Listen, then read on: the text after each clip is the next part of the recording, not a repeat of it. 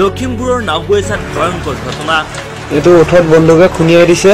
এইটো উঠ গোটেই একদম দাঁতৰ সৈতে হেৰি হৈ গৈছে আৰু এইফালে এইবোৰ মাথাত মাথাত খুনিয়াইছে আইচিয়ে আৰু এইফালে ইয়াত এইবিলাক গোটেইবিলাক খুলি আছে। এইবিলাক গোটেই বন্দুকক খুনা দিছে আৰু এইফালে পেটত মাৰিছে।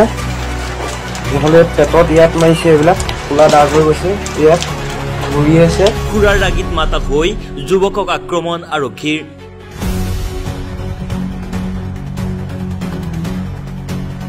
নাওবৈচা আৰক্ষী চকীৰ ভাৰপ্ৰাপ্ত বিষয়াৰ বিৰুদ্ধে ভয়ংকৰ অভিযোগ। কালি ৰাতি 9:30 মান বজাত মই ঘৰলৈ গৈ থকা অৱস্থাত নাওবৈচা থানাৰ ভাস্কৰ শইকীয়া নামৰ আইচি গৰাকীয়ে মোক লাইট দি ছিগনেল দিয়ে। মই স্কুটিখন চলাই গৈ থকা অৱস্থাত ছিগনেল দিয়ে যে ৰখিবৰ কাৰণে।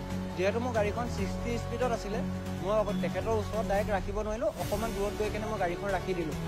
ৰখাৰ পিছত তোক ৰ'বলৈ কৈছোঁ, শুনিছনে শুনা নাই বুলি কৈ কিনে মোৰ গাড়ী চাবিটো কাঢ়ি লৈ বলপূৰ্বকভাৱে গাড়ীত টানি লৈ আহি ভৰাই লৈ আহি কেনে থানাত আনি 20,000 আধা ৰাস্তাত 20,000 টকা ডিমাণ্ড কৰে ভাৰপ্ৰাপ্ত বিষয়া আৰু আৰক্ষীজনে।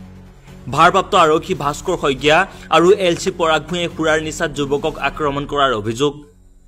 বীৰলাচিত থানাৰ সদস্যক আক্ৰমণৰ অভিযোগ। তেখেতলোকৰ সহকৰ্মী কেইজন আছে আৰু গৰু দালাল 2জন আছিলে। নামকেইটাতো নাজানো। তেখেতলোক এনি টাইম আৰু এই গৰু দালালৰ গাড়ী লৈ কেনে তেখেতলোকে চান্দা তুলি ফুৰে। নামকেইটা নাজানো, কিন্তু নন ষ্টপ থানাতে মদৰ আড্ডা কৰি তাতে বহি থাকে। তেখেতলোকে থানাৰ ভিতৰতে বাৰ খুলি লৈছে। থানাৰ ভিতৰতে বাৰ। তাতে তেখেতলোকে কালি মই চাই আছোঁ, মোক হেৰিখনত বেঞ্চখনত বহাই থৈছে। বাহিৰলৈ ওলাই বাহিৰৰ ৱালটোত মদ বাকি কেনে খাই আছে। খাই আহি কেনে মোক অত্যাচাৰ কৰে। অকল মাৰধৰ কৰাই নহয়, স্কুটি এৰি দিয়াৰ নামত 20,000 টকা দাবী কৰাৰো অভিযোগ উঠিছে। এজন খিলঞ্জীয়াক যদি এনেকে উঠাই আনি কেনে মাৰধৰ কৰে থানাৰ ভিতৰত আনি, বিনা কাৰণত কোনো কেছ নথকাকে, কোনো অজুহাত নথকাকে থানাত আনি যদি তই সংগঠনৰ ল'ৰা বুলি 20,000 টকা ডিমাণ্ড কৰে, সেইটো দালাল নে পুলিচ? গতিকে অতি সোনকালে CM ছাৰে এইটো তদন্ত কৰক। আছাম পুলিচ DGP ছাৰক মই কৈছোঁ অতি সোনকালে এইটো তদন্ত কৰি। ঘটনা সন্দৰ্ভত ইতিমধ্যে লখিমপুৰ জিলা আৰক্ষী অধীক্ষকৰ ওচৰত গোচৰ ৰুজু কৰিছে ভুক্তভোগী যুৱকে। এই ৰক্ষণাবেক্ষণা দি আছে এই ভাস্কৰ শইকীয়া নামৰ এজনে। গতিকে তেখেতে আহি মোক আকৌ কয় বোলে তহঁতি চান্দা তোলা দালালহে বোলে বীৰলাচিত খানা। 1:30 বজাত আহি কেনে কৈছে টকা 15,000 দে আৰু তই যাগে। আৰু মোক উকা কাগজ এখনত চহী কৰিবলৈ 1:30 বজাত এৰি দিয়ে। মই ক'লোঁ ছাৰ মোৰ পইচা নাই, 5,000 আছিলে। গতিকে ছাৰ মোক পইচাটো দিয়ক। মোক পইচাটো নিদিলে, মোবাইলটো দিলে। গাড়ীখন এতিয়াও থানাতে আছে আৰু মোৰ থানাৰ পৰা মোৰ ঘৰলৈ 7.5 কিলোমিটাৰ। মই ৰাতি সেই 1:30 বজাত মই কেনেকৈ যাম? মই তেখেতলোকক সুধিলোঁ তোৰ কথা কেনেকৈ যাওঁ? ৰাতি 1:30 বজাত মোক এৰি দিছে। মই সুধিছোঁ যে মোৰ কোনো এজেহাৰ নাই, মোৰ কোনো কেছ নাই, মোক থানাত আনি এনেকৈ বহুৱাই আপোনালোকে, মই এজন খিলঞ্জীয়া লোৱা, মোক এনেকৈ অত্যাচাৰ কি কাৰণে কৰিছে? তেখেতলোকৰ কিন্তু কোনো সেই প্ৰশ্নৰ উত্তৰ নাই।